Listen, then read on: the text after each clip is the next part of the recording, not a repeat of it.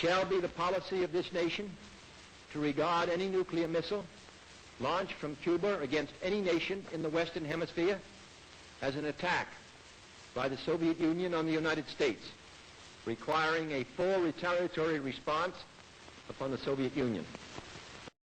Missile warning, this is Beale. Confidence is high. I repeat, confidence is high. Roger, we've got 32 targets in track and 10 impacting points. I want to confirm, is this an exercise? Roger, copy. This is not an exercise. Roger, understand. Major Reinhardt, we have a massive attack against the U.S. at this time. ICBMs. Numerous ICBMs. Roger, understand. Over 300 missiles inbound now.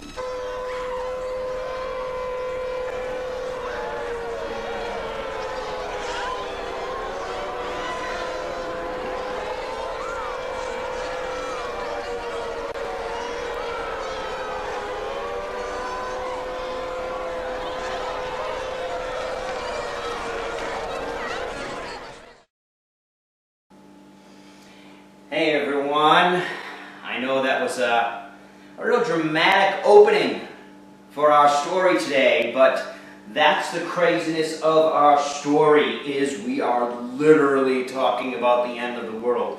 The story I'm going to get to of those 13 days in October of 1962. Those days were the closest the planet Earth has ever come to nuclear Armageddon. So keep that drama in mind. Keep in mind that everybody's being drafted during this time period. All men are serving in the armed forces. Keep that in mind in the background. The only way you're really going to completely understand this is not in some kind of melodramatic, world-encompassing kind of story. That's almost too hard to grasp. So we're going to bring it down to the story of men. Presidents. Presidents like Eisenhower. Eisenhower, of course, we all love from World War II, but, you know, when he became President of the United States, one of the things that I love so much about this country is that even the greatest generals of them all, whether they be Washington, whether they be Eisenhower, they take off that military uniform when they become President of the United States, and they become a civilian. Don't forget that. Don't dismiss how important it is to have a person, an average citizen, you know, that Magna Carta idea of no one being above the law. A person in charge. But also don't forget that Eisenhower was General Eisenhower. Excuse me, to so many of us, he's still the general. And that's really, really, really, really critical as we say goodbye to him. You know, we all like Ike. My bike likes Ike. Everybody likes Ike. You know, he may not have been the best president ever. He may not have changed everything in America during the Civil Rights Movement. He took some steps. He may not have ended the Soviet threat, but he was a man we felt like we could trust for the most part. We may not disagree with him, we may not agree with him, but we could trust Eisenhower, and that's why I am telling you this. His goodbye to the nation. There is only one other president whose address to the nation is arguably more important, and that, of course, is George Washington's final address. We don't usually pay much attention to what they say as they leave. But this is one of those times where we must. It's the only time I've ever had to listen to anything Eisenhower's ever said, because it's that much important for today. Today. You'll see what I mean in just a second.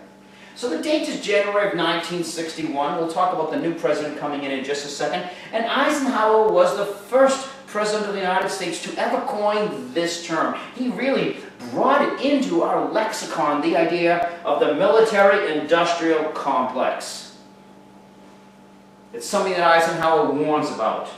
He warns about how This military-industrial complex is something we must guard against. And before you hear him actually say this and explain it, I want to remind you again that nobody knows how to fight war better than Eisenhower. This is the commander of D-Day. D-Day. He knows what's needed to defeat Hitler, the Nazis. What's needed to defeat the Soviets? Of course, no one knows better than he does. One of our greatest generals ever. And he is telling us we must guard against the military. Is the military the problem? No. It's the military-industrial complex. It's the whole system that we've set up in our country where we're at war, but we're not at war. We draft, but we don't go fight. It's a strange America that Eisenhower is now in charge of. So I don't have much time to get into this, so I'm going to let him get into it for us. Let's take a very, very quick listen to what he had to say in 1961. Until the latest of our world conflicts, the United States had no armaments industry. American makers of plowshares could, with time and as required, make swords as well. But we can no longer risk emergency improvisation of national defense. We have been compelled to create a permanent armaments industry of vast proportions. Added to this, 3.5 million men and women are directly engaged in the defense establishment.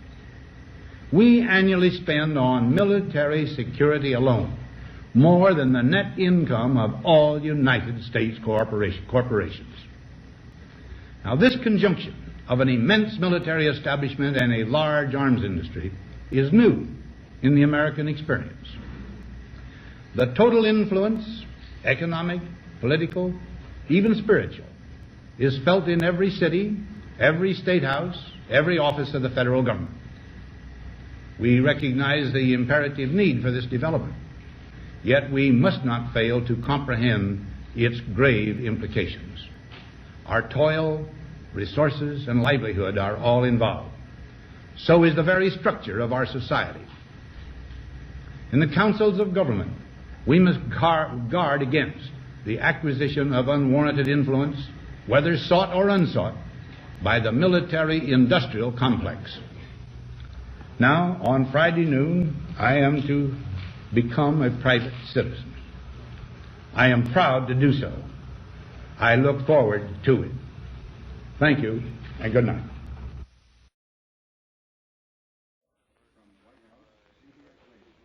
We have presented the farewell address by the President of the United States, Dwight D. Eisenhower, who spoke this evening from his office in the White House. So let's understand this warning that Eisenhower was talking about. Let's understand that nobody gives it better than a president who sees everything and also is a general. You know, and when Eisenhower was president, he in fact said, God help us when somebody sits in this office who doesn't understand the military the way I do. Unfortunately, just like with George Washington, we didn't listen to Eisenhower's advice. And the military-industrial complex is still a mighty, mighty force in America today. For those of you who want to learn more about this, learn more of the role of the military and the industrial complex, and understand how it works, the number one thing you must remember as you investigate Eisenhower's warning and how we have not heeded it is to realize the military is not the ones to blame. The soldiers especially are not the ones to blame. Who is the bad guy in this? That's something we can discuss another day. But you must understand his warning and understanding how America has changed forever. The arsenal of democracy. So, let's say goodbye to Eisenhower. Let's look now at, well, someone you should know, you've heard of before, Richard Nixon. You know, the communist hunter, the man who was in charge of the Committee of Un-American Activities. Nobody knows how to go after communists like Nixon does. And the new guy on the block, the Harvard man, the Massachusetts man, the war veteran, war hero, in fact, PT-109, great story. the young Irish Catholic John F. Kennedy. The debates between Kennedy and Nixon for president in 1960 are the most well-known presidential debates ever. I want you to figure out who's going to win these debates. And the only way to do that is for you to watch carefully. I want you to pay attention to what you see. In fact, I'm going to mute the sound. I just want you to watch what you see as this debate unfolds.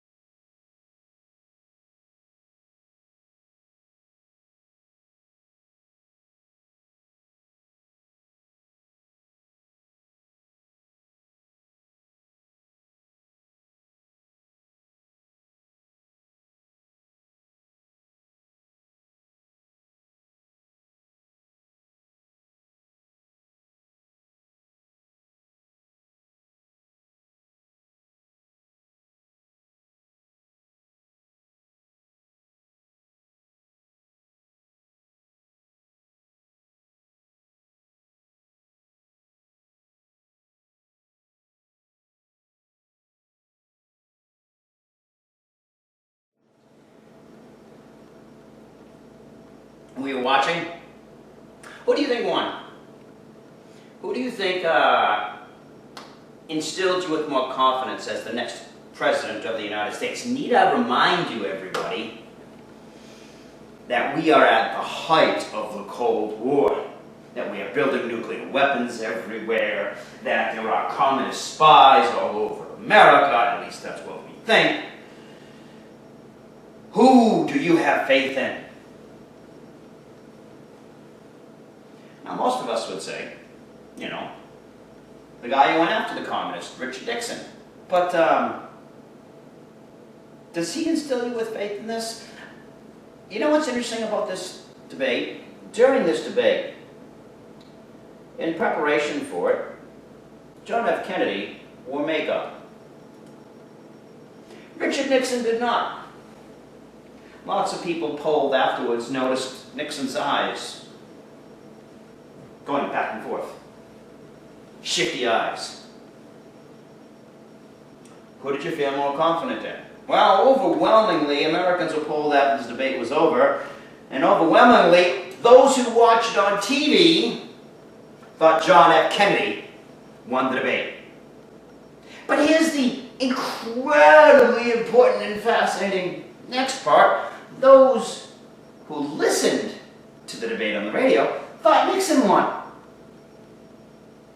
But what do Americans do more? Watch TV or listen to the radio? Keep that in mind as you look at this election map.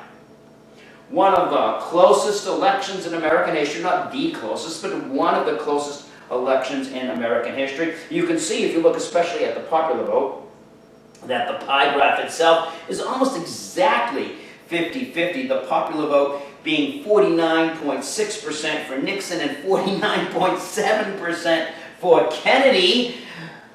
What if Nixon had worn makeup that day? What if people didn't watch TV and instead listened to the radio? Most analysts have concluded that Richard Nixon would have won the election in 1960. Richard Nixon should have been the president of the United States, except he messed up in those debates. There's so much to take out of this. So much to take out of the election of 1960. There's a what if. Wait till you hear what's going to happen next. End of the world, crises, Berlin walls, things like that. Imagine if Nixon had been the president of the United States during the Cuban Missile Crisis. Would we be here today? Some say yes, some say no. And think about the long-term implications when this next presidential election of 2020 comes up. When it's Trump versus Biden, will they care about the debates? Oh, they'll care about the debates. They will debate about the debates. They will get so concerned about how so-and-so appears and how does Biden look next to Trump and how many minutes you have to answer each question and on and on and on and on. If you have not heard this kind of stuff before, you will. And it's all because of this debate. It changed America forever. Some have said that one of the major reasons Ronald Reagan will become the President of the United States is because Ronald Reagan was originally an actor. He knew how to perform on television. His nickname, of course, was a great communicator. So this debate, clearly one of the most important events in American history for us. So now that Kennedy is President of the United States, what happens? Well, the ghost of Eisenhower, not that Eisenhower's dead, but the ghost of Eisenhower has a plan. Go back a second. Now, John F. Kennedy does have military experience. He's a war hero, but he's not Eisenhower. So, when he becomes President of the United States, and somebody walks into the Oval Office and says, "Excuse me, Mr. President, we have this plan here to deal with communism in Cuba." It's a plan that's been designed by and approved by Eisenhower, Eisenhower's administration. Well, sounds like I would do it. If Eisenhower thinks it's a good plan, it must be a good plan. What's the basic plan? Well, the basic plan is to take Cubans from, especially Florida, because after Cuba became communist in 1959, thank you Fidel Castro, but not really. Many Cubans, of course, fled to Florida, many to Miami, some right to Tampa. Recruit those Cubans to return home. Give them guns and weapons. That way, you see, it's not the United States invading Cuba. It's Cubans invading Cuba. Get them boats, bring the U.S. Navy, drop them off in the southern part of the Bay of Pigs, bing, bang, boom, before you know it, Cuba's free again. That's the plan, and as you can tell by the title, it didn't go so well. It was a huge, huge debacle and embarrassment. Strike one for John F. Kennedy. Keep that in mind. Remember, Nixon was the guy who knew how to deal with the communists. Kennedy's biggest criticism, besides being an Irish Catholic, during the campaign, his biggest criticism was, you don't know how to handle the Soviets. Clearly you don't. Strike one for John F. Kennedy. Keep that in mind again for what's going to happen soon. This story is not just about nuclear bombs. That's what makes it even more scary. Same year, Nikita Khrushchev, the hardest name in Soviet history to spell. I still can't remember how many H's are in Nikita Khrushchev's name. Nikita Khrushchev, I like to call him the bull in the china shop kind of communist. He takes a real hard-line approach to Kennedy, doesn't respect Kennedy. And in 1961, he puts up the Berlin Wall. Remember where Berlin is. Remember what Berlin was. Remember what I said before about Berlin. Take a look. At the beginning of August 1961, Berliners in West and East are enjoying the glorious summer. Sunbathing, hunting for bargains. Nothing seems amiss. No one suspects what is about to happen. The unimaginable. On August 13th, 1961, workers begin to construct the wall. Border police and combat groups erect barbed wire fences, construct barricades, and drive concrete posts into the ground, consolidating the division between East and West. Berliners on both sides watch in disbelief, too stunned to react. The wall comes as a shock for Wolfgang Hermann too. He experiences the process from East Berlin together with his fiancée. I didn't have to think twice about coming over. I saw they weren't messing about and I knew I wouldn't see my wife again. So I stayed in the East and suddenly I was a GDR citizen. Wolfgang Hermann chooses love and must leave his country behind. Barbed wire and barricades carve the city in two and tear families apart. Little by little, stunned Berliners realize how the wall will impact their everyday lives. The Western Allies observe what is going on, but don't intervene. Why don't we intervene in Berlin? why do we care about Berlin? Think about both of those issues as we discuss what Kennedy is about to do. Number one, well, we don't intervene, because if we intervene, what does that mean? That means dealing with the Soviets physically, militarily. If we deal with the Soviets militarily in Berlin, then the Soviets then deal with us in West Germany. And if they deal with us in West Germany, because of our alliances now, the NATO alliances, many of you remember how World War I started. How when one ally is attacked, the other ally must do this. It's a set of dominoes. One of the things we realize is that if we take the Soviets on militarily in Berlin, that will lead to that domino, which will lead to that domino, which will lead to NATO, which will lead to nuclear war. We're not ready yet, or maybe ever, to fight a nuclear war. But why do we care about Berlin in the first place? Even though Kennedy can't physically do anything, that doesn't stop him from going to Berlin and letting them know how important Berlin is to the people of the planet. And he says, of course, a famous speech. Let's listen to that.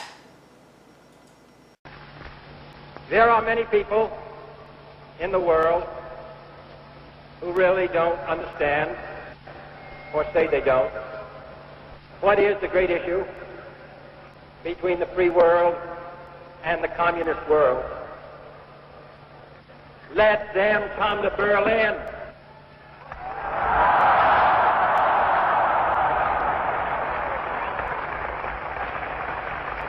Freedom has many difficulties, and democracy is not perfect. But we have never had to put a wall up to keep our people in, to prevent them from leaving us.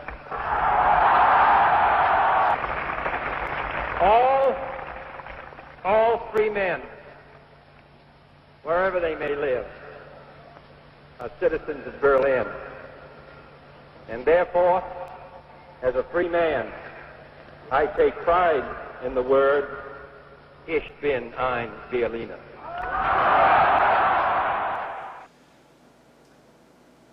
I want you to understand what Kennedy has just done, what he's just said in saying, Ich bin ein Berliner. By the way, those of you who are conspiracy theorists know he did not say, I'm a jelly donut. That's some stupid interpretation that's all over the internet. What he said, what the people of Berlin knew that he said is, I am a citizen of Berlin. Ich bin ein Berliner. I am a citizen of Berlin. Why did he say that, and what did it mean? You know, if we were back in class, one of the things that I would do is I would assign you an essay about the pendulum swinging, is what I call it. Think about a few presidents ago. Roosevelt. How Roosevelt would not get involved. How the United States of America was incredibly isolationist. How the Japanese were marching all over Asia, Nanking. How Hitler was going all over Europe. And how we did nothing until Pearl Harbor. And what did Pearl Harbor do? Pearl Harbor pushed this isolationist, the United States will not get involved pendulum all the way to the other side, because realize what this means. The President of the United States is a citizen of Berlin. So, Mr. Khrushchev, if you attack Berlin, who are you attacking? You're attacking the President of the United States. So if you attack the President of the United States, you're at war over Berlin. Remember the Berlin airlift? Remember the concentration camps? Berlin is where they planned the Holocaust. 3 years later, we're doing an airlift, risking war with the Soviets. 20 years after that, almost, the President of the United States stands in Berlin and says, Mr. Khrushchev, I'm a citizen of Berlin. We are risking the entire entire fate of the planet on whether Khrushchev is going to take Kennedy on. Do we really care that much about the people of Berlin? Oh, we do. Because Berlin, if you have not yet figured it out now, is the symbol of this entire war. This entire war. Because the people of Berlin are living inside a communist country. They're surrounded by communism. They are the ultimate capitalists. That's what this is. This is the war between the capitalists and the communists. They are free. They could leave Berlin. They could go live in West Germany, maybe even make their way to America if they wanted, but they're staying there inside Berlin, surrounded by a wall, showing everybody else the power of capitalism, the power of freedom, the power of democracy. It is all about symbolism. And the President of the United States is willing to risk everything to make sure the communists know that's what this is about. Wow. Wow, have we changed. Kennedy's up the stakes. But he's got 2 strikes on him right now. Strike number 1, the Bay of Pigs. What do I mean by strikes? The American public not confident that he can handle the Soviets. Strike number 2, Berlin Wall goes up. What does he do? Nothing. Of course, he can't do anything other than come there a few years later and make a speech. 2 strikes against him. And now, here comes the greatest pitch of all. What would you do if you were Khrushchev? Kennedy telling you, I'm a citizen of Berlin. And realize one big part of this speech and the way Kennedy says it. I edited it a little bit, unfortunately, because it's such a wonderfully poetic speech. Kennedy goes over and over and over again, telling the world, if you want to understand what the Cold War is about, let them come to Berlin. If you want to understand why we are fighting against the communists, let them come to Berlin. Let them come to Berlin. Berlin.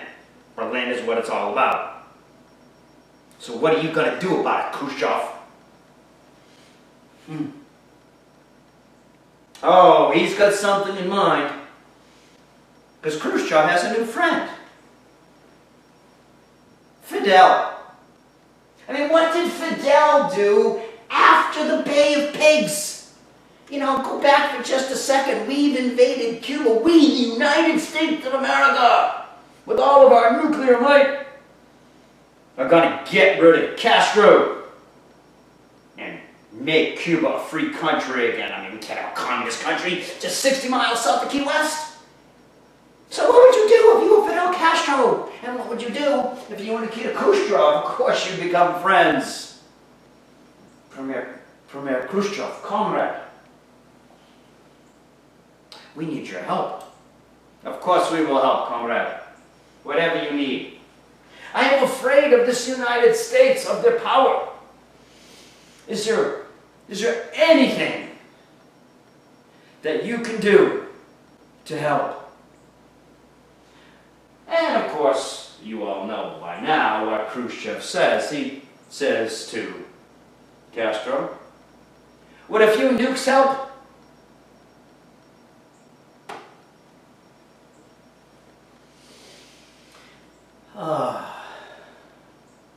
Some of you may remember that this entire story, if we were in the classroom, was going to be taught to you like a game. The Cold War game is what I called it.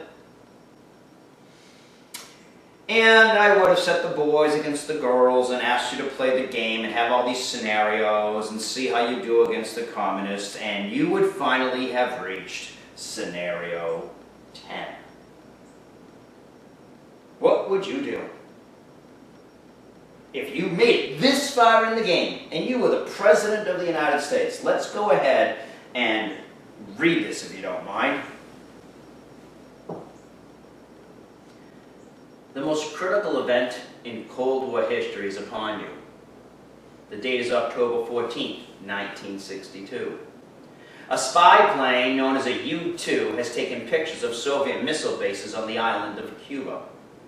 Cuba, as you know, is a communist country led by Fidel Castro and is only 60 miles away from the United States. The bases are not yet complete, but the Soviets are sending the materials and the weapons to finish the job soon. No one except you and your advisors know about these missiles. That's critical to remember, everybody, that Kennedy was fortunate enough at least to know about the missiles before they were finished. So, going back to the reading, consider people in America will see this as a true threat if and when they find out. The Soviets claim that they are simply doing what you are doing. Since you have missiles in Turkey, they are threatened just as much as you are. Of course, the missiles in Turkey are old-style nuclear warheads, but they are still dangerous. Your decision, what will you do about the Soviet missile bases in Cuba, and when and how will you inform the American public? That is what you would have been dealt with. This is the hand that John F. Kennedy was dealt with on October 14, 1962. So this is the actual picture that John F. Kennedy was shown on October 14, 1962, in which he was able to see the actual bases being built. What should you do? What should you do? As you go eye to eyeball with the Russians. I mean, are we going to all become communists now? What do we do? Soviet missile bases in Cuba. And this red circle shows you the range that these missiles had. They could hit most, if not all, of the East Coast, as far west as Dallas and Houston. Most of the population of the United States outside of California lives within this. What would you do?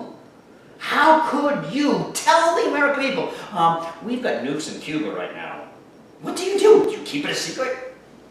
Do you go to war right now? Or do you launch a strike right now, which some generals recommended? What should you do about these Soviet missiles? So what we would have done is we would have, of course, given you the result sheet. We would have figured out the odds. Nuclear war would, of course, been an intense possibility. I would say more than half of my students, closer to 80% of my students who've ever played this game, have ended up in a nuclear war. What would you have done? What were your options? What could Kennedy do? He could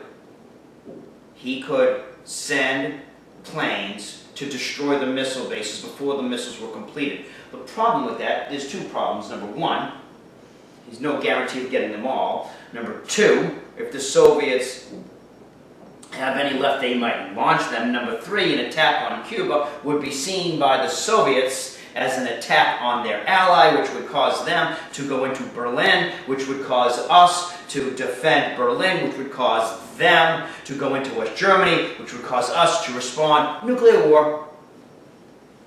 So going after them militarily had an incredibly high chance of nuclear war. Doing nothing, well, we know what happened last time we did nothing, when we appeased the dictator. And we just watched it keep going. But if you don't do anything, if you just let them get away with it, if you do something, it's probably going to lead him. What could he do?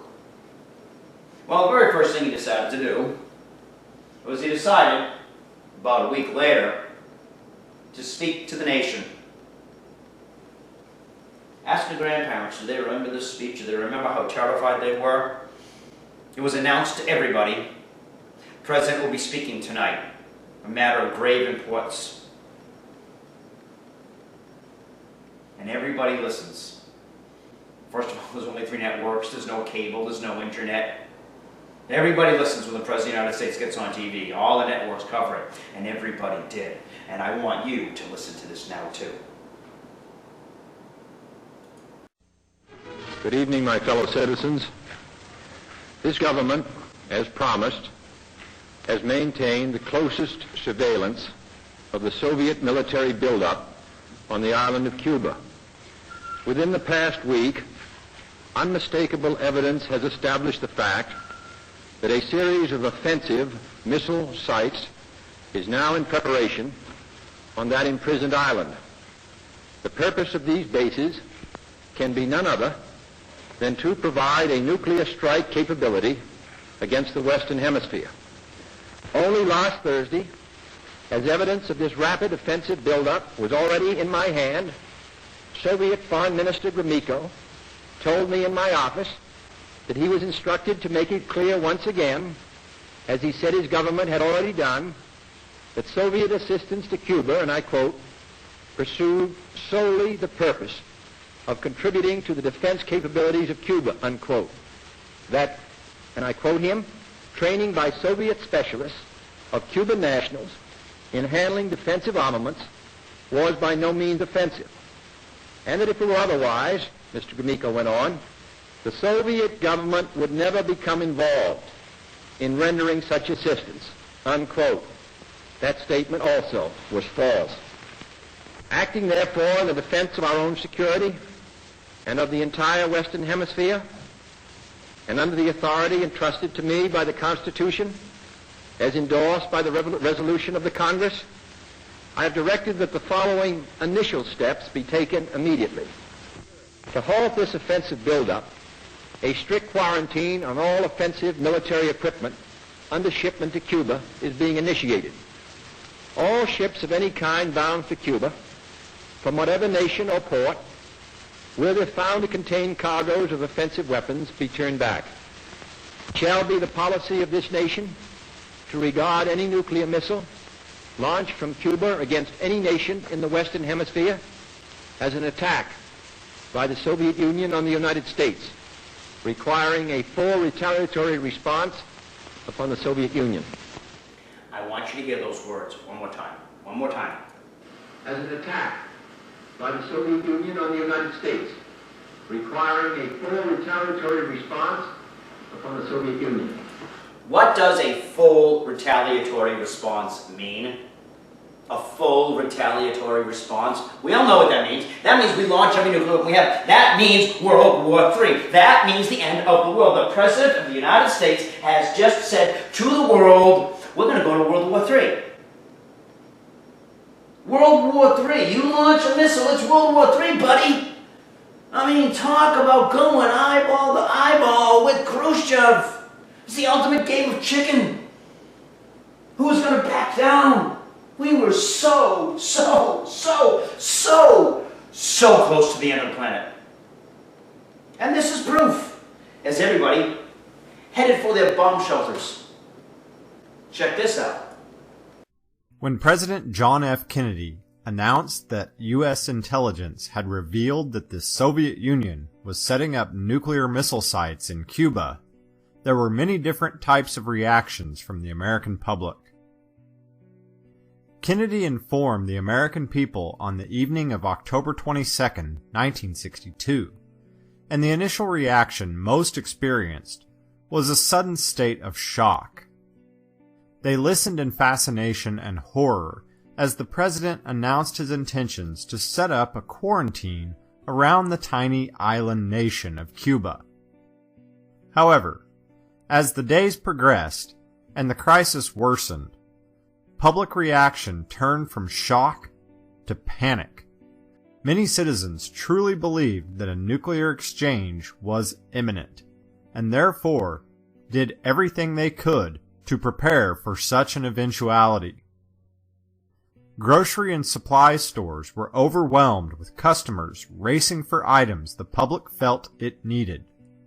Families began stockpiling non-perishable food and supplies such as water, toilet paper, flashlights, and batteries.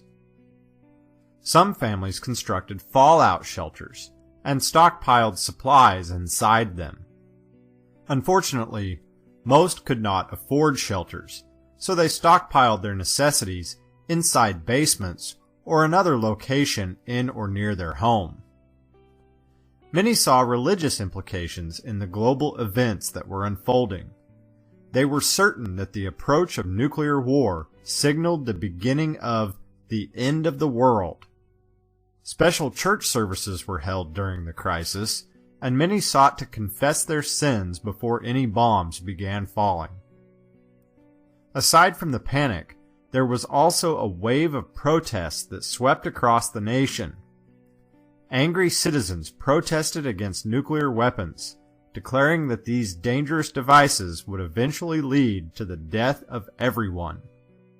Also, a small minority believed the U.S. was acting as the aggressor in this situation, and that America should simply leave Cuba alone. These were just a few of the various reactions to the Cuban Missile Crisis. Each person and family reacted in their own unique way.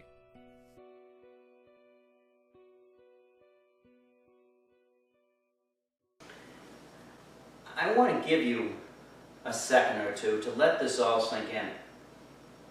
We can relate to our grandparents in a couple of different ways. Living here in Florida, we know the hurricane drills. We watch as the grocery stores empty out, as people get in their cars and head away. Right now, going through the coronavirus, we've seen all the toilet paper disappear. We know the fear we have that one of us might come down with the virus. But we're not afraid of the end of the world! I mean, what would that be like? The end of the world. Nuclear war. People are buying stuff up there. They're heading into their bomb shelters. This is it. This is it. When your questions aren't ones about getting sick there, and not to minimize the coronavirus. Yeah, this is scary. Not to minimize hurricanes. Yeah, this is scary. But nuclear friggin' war?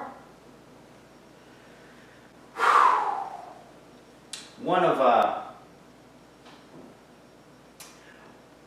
the things that hit me the most when I learned about this in another different way, when I went to the Kennedy Library, was I was going through they have an entire room on the Cuban Missile Crisis, and I was going through the room, and on one of the particular walls I saw a quote by Jackie Kennedy.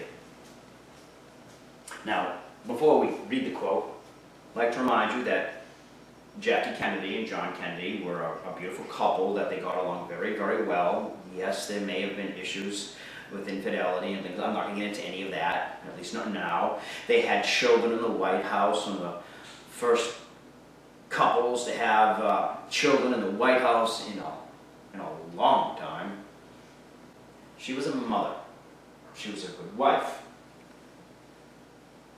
And all this is going on. And of course she knows what's going on. All of America knows what's going on. And she turns to her husband and says this. I said, please don't send me to Camp David. Camp David is a place away from Washington. It would be some kind of a safe house. If anything happens, we're all going to stay here with you. Even if there's not room in the bomb shelter in the White House. I said, please, then I just want to be on the lawn when it happens. I just want to be with you, and I want to die with you, and the children do too, than live without you. So he said he wouldn't send me away. The First Lady of the United States has just asked the President of the United States if they can die together. Does anybody doubt that this is the end of the world?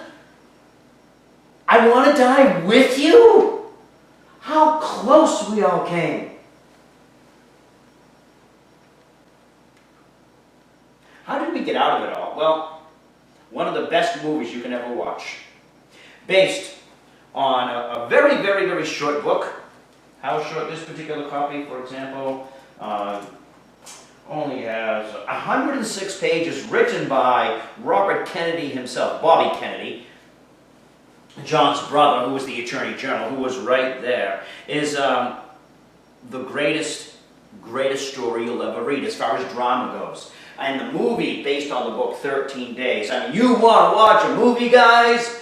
Well, perhaps the best movie ever because it's true and it's about the literally end of the world. What would you do if you were the President of the United States? If your wife had turned to you and say, I just want to die with you. What would you do? Well, what Kennedy, of course, decided to do, for those who don't know, is he decided to set a blockade around Cuba to prevent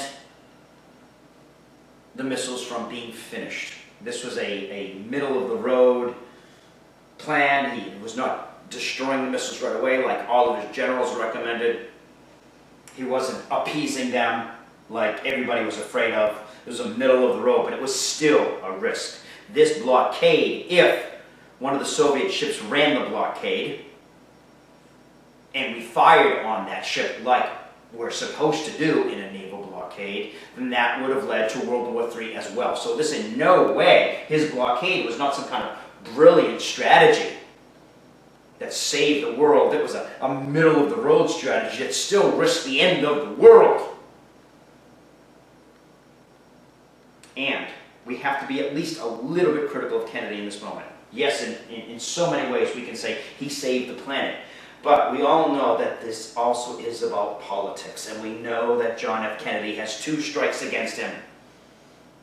Bay of Pigs, Berlin Wall. He can't afford a third. You let Khrushchev put missiles in Cuba, you can say goodbye to a re-election. Now, I don't know what was in his heart, in his head. I don't know how much that played a factor in his decision with the blockade. As a human being, I'd like to say it played no factor. They did the right thing because it was the right thing. Of course, we'll never know, because most of you know what happened next.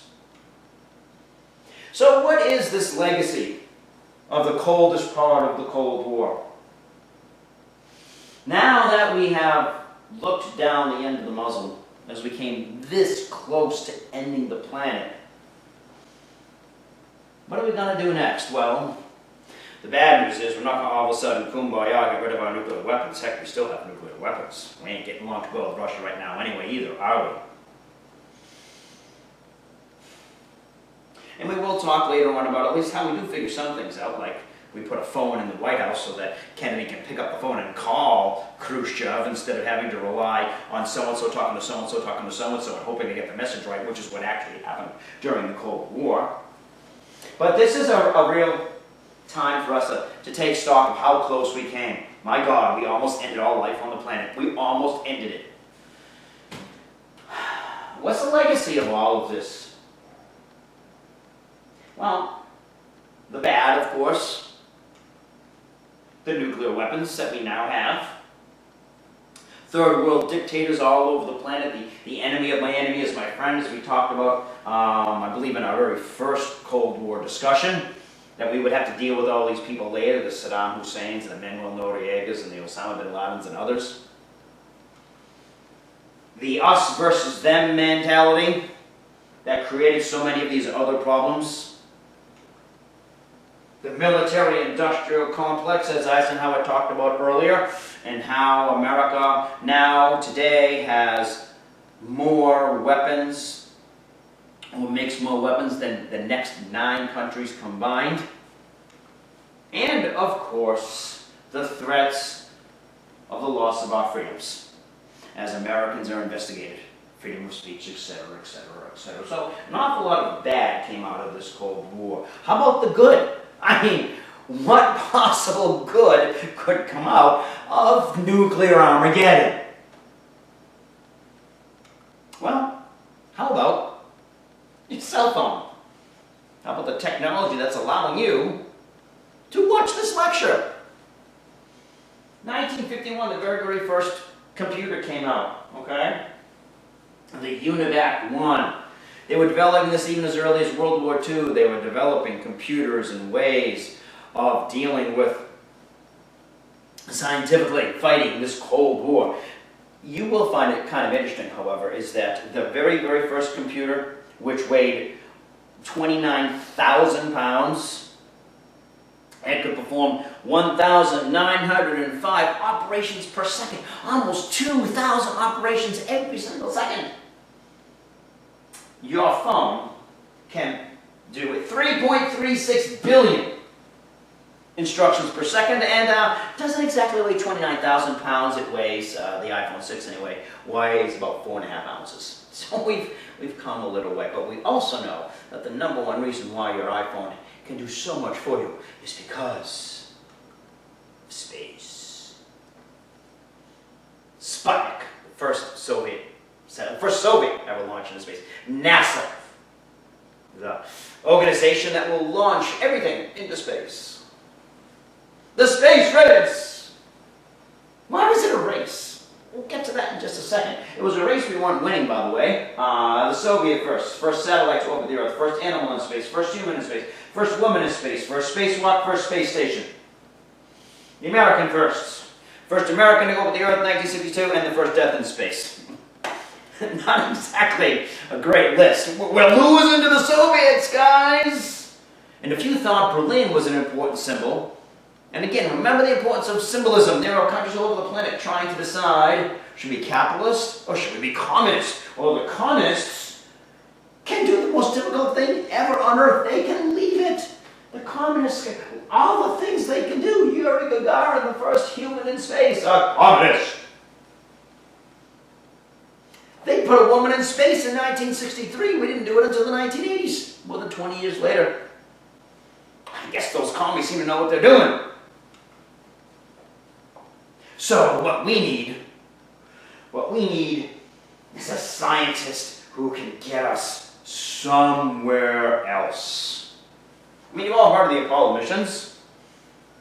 Have you heard of this guy? Man stands at the crossroads. Any ballistic missile which can carry a nuclear warhead on an intercontinental range can carry in its nose instead a few instruments on a trip to the moon. The choices between a new, undreamed-of horizon and universal destruction. Which shall it be? The space race began on October 4th, 1957, with the launching by the Soviets of the Sputnik satellite. Did you notice his accent, Werner von Braun? Did you pick up on it? Werner von Braun, yeah, that's a German accent. He used to work for Hitler. Werner von Braun's original job was developing the V-1 and V-2 rockets so that Hitler could launch missiles into London and kill people. That was his job, creating missiles that could kill people. Now he's telling us, for NASA, that we need to go to the moon. And we listened to him. Yeah, you see, after World War II, we didn't get rid of every single Nazi or man who worked with the Nazis. Yes, Nuremberg got rid of an awful lot of bad people. But there were some people who we offered a job to. And Werner von Braun is one of them. So we are literally on the moon and in space because of Hitler's Rocket Man. Think about that, you Volkswagen drivers. For those of you who like to drive down the highway, the Autobahn, whoa, we got so much from Hitler. That's kind of scary, isn't it? So, of course, we went to the moon. And I would be remiss, I would be a terrible, terrible teacher if I didn't let you see it. You know, your grandparents remember an awful lot. Well, I shouldn't say remember. They remember some things. Your grandparents, like it was yesterday, they remember where they were when Kennedy got shot. They remember, some of them, where they were when Martin Luther King got shot. They remember where they were when Kennedy announced missiles in Cuba. Some of them remember that, some remember this, but all of them, well, they all remember where they were when we went to the moon. Lights on, forward, forward, 40 feet down, 2.5, picking up some dust, straight shadow, 4 forward, drifting to the right a little, 30 seconds forward, drift. Contact light. Okay, engine stop. We copy you down, Eagle. Houston, Tranquility Base here. The Eagle has landed.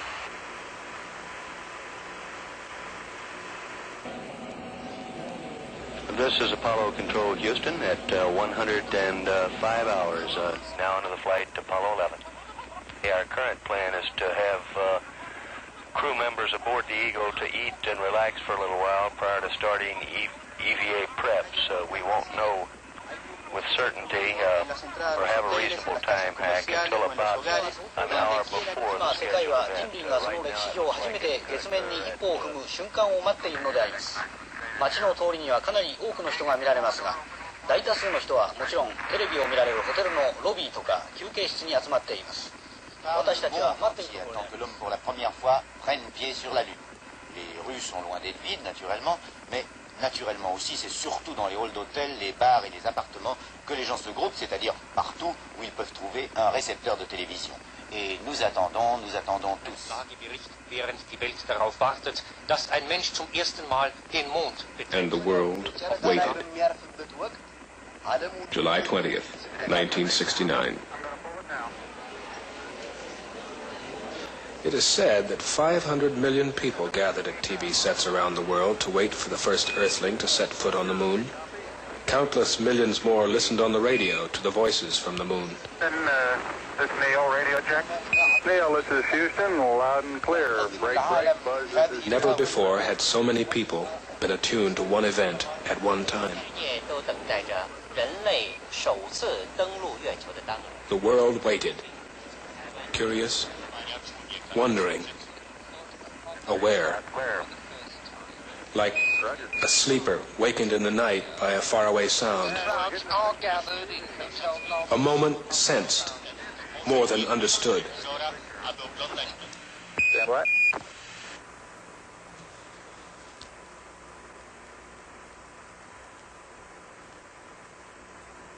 Okay, Neil, we can see you coming down the ladder now. Hey, Neil, we can see you coming. Okay, I just checked, getting back up to that first step. That isn't collapsed too far, but it's adequate to get back up. Roger, we copy. It's a pretty good little jump. I'm at the foot of the ladder. The LEM footbeds are only depressed in the surface about 1 or 2 inches, although the surface appears to be very, very fine-grained as you get close to it. It's almost like a powder. Ground mass is very fine. I'm going to step off the LEM. That's one small step for man, one giant leap for mankind. That's one small step for man, one giant leap for mankind. Dies ein kleiner Schritt für et c'est un bond en avant gigantesque. July 20th, 1969. The day we landed on the moon. But why did we go there? I mean, were we going to build a base there? Maybe. Were we going to get gold from there? No. What kind of there's oil on the moon? No. I mean, if there was anything valuable on the moon, how would we get it back in any great quantity? Any of you know how many times we've gone to the moon since going? How many Apollo missions are there? 1, 2, 3. Well,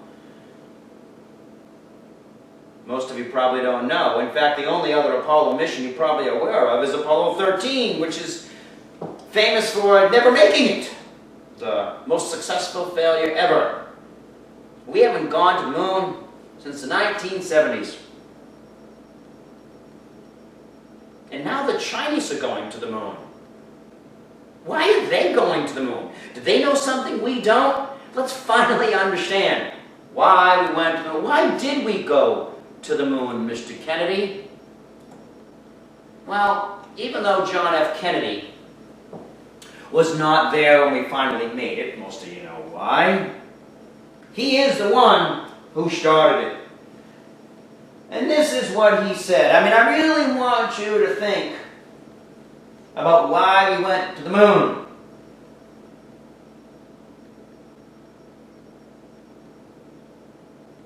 But you don't have to worry about figuring it out, because Kennedy's answer is very, very simple. We choose to go to the moon. We choose to go to the moon in this decade and do the other things not because they are easy, but because they are hard. That's it. That's why we did it. Because it's hard. Because it's hard. It's hard. Really? Seriously? That's why we went to the moon? That's why men literally died trying? To go in because it's hard? Well, yeah. Remember? Everything the Soviets have done? I mean, look at the list again. First man in space, first woman in space, first dog in space, first spacewalk, blah, blah, blah, first satellite. What have we done? One person over the Earth, then the first death. I mean, look at the list. Well, what's left? Man, the Soviets got everything. How do we prove we're the best? Let's do something hard. I mean, who else can say they went to the moon? We're going to do something hard. So that that guy in, I don't know, Nicaragua is trying to decide should we be communist or capitalist. Well, heck, the capitalists had gone to the moon. You saw everybody watching it. We went to the moon to prove something. To prove that we were the best, that freedom, democracy, capitalism is the best. The United States of America will win this space race because it's hard. Now you know where the Chinese are going. They've got something to prove. So, we started this story talking about men. In order to help you understand the end of the planet, I wanted you to understand what it was like to be John F. Kennedy. To see the role he took. Because that's really how we understand history, by understanding the people who did those things. We know this. We've talked about it countless times. Put yourselves in their shoes. And I wanted to put you in their shoes and figure out what you would have done. If you had made it through the Cuban Missile Crisis, you would have finally made it to what I called the afterward. And there would have been more, of course, but this is the end of the game because, tragically, it's also the end of Kennedy. November 22nd, 1963, John F. Kennedy will be assassinated. His wife, Mrs. Kennedy, will literally reach back on the moving limousine and grab a piece of his head that has been shot off. I won't tell you any more about this. We will talk more about the Kennedy curse, what that meant for America, the conspiracy theories even, who Jackie was, who Ted was, who Bobby was, the whole Kennedy clan. An incredible story of the Kennedys and the Kennedy curse. We'll talk about that next time. See you then.